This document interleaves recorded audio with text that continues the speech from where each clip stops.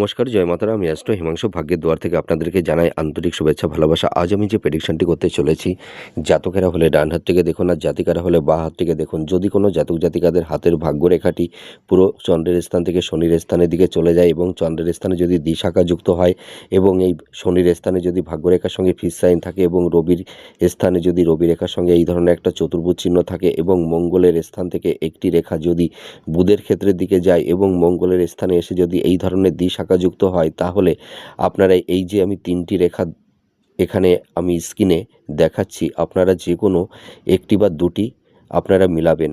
এই ধরনের রেখা যদি কোনো জাতক জাতিকাদের হাতে থাকে তাহলে তারা ভীষণ সৌভাগ্যবান এবং সৌভাগ্যবতী হয়ে থাকে। এই ধরনের যদি কোনো রেখা থাকে, আপনারা এই তিনটি রেখার মধ্যে যে কোনো একটি রেখা মিলান বা দুটি মিলান, তাহলে এই সব জাতক জাতিকারা জীবনে প্রচুর অর্থ, ধন, সম্পদ, প্রপার্টির মালিক হতে পারে এবং এরা সরকারি জব এবং উচ্চ পদে এরা আসীন হতে পারে।